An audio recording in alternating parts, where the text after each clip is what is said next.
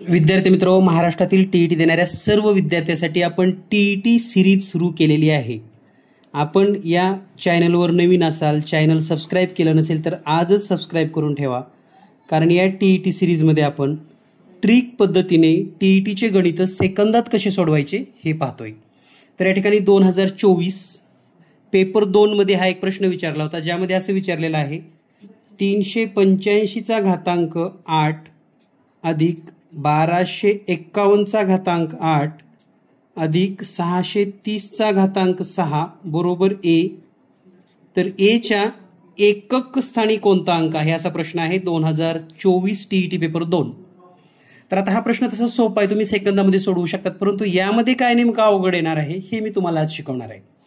तर या ठिकाणी एकक आहे 5, म्हणजेच कोणत्याही संख्येचा एकक 5 असेल आणि त्यांचा कोणताही घातांक घेतला तर या ठिकाणी जो एकक येणार आहे तो एकक 5च असतो, हे लक्षात ठेवा।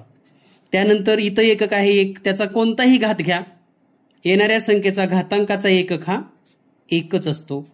आणि इथं 0 एककला आहे, म्हणजे याचा कोणताही घातांक केला तर याचा एकक येतो 0। आणि मग ह्या 5 अधिक 1 अधिक 0 ची बेरीज येणार आहे 6, म्हणजे ही जी संख्या असणार आहे ए नावाची, या संख्येचा एकक येतो 6। तर या पद्धतीने आपण हा प्रश्न सेकंदामध्ये सोडवू शकतात। आता यामध्ये नेमकं अवघड काय असणार आहे ते आपण समजून घेऊयात। जर समजा एकक स्थानी 5 नसेल, 6 नसेल, 0 नसेल तर मग काय करायचं।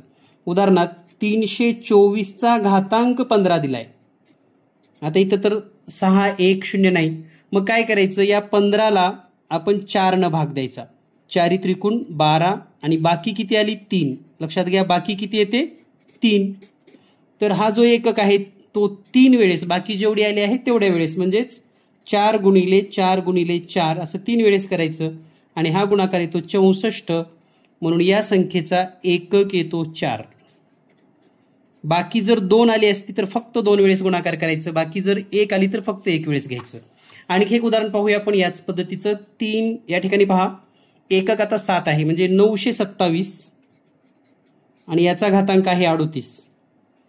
तर याचा एकक शोधत असताना 38ला आपण 4 न भाग देऊयात, 4 नंबर 36, कोणत्याही संख्येला 4 नेच भागा, बाकी आली 2 आणि जेवढी बाकी आहे तेवढा हा शेवटचा अंक घ्यायचा आहे, म्हणजे 7 गुणिले 7 7 7 49 आणि म्हणून एकक असेल आपला 9।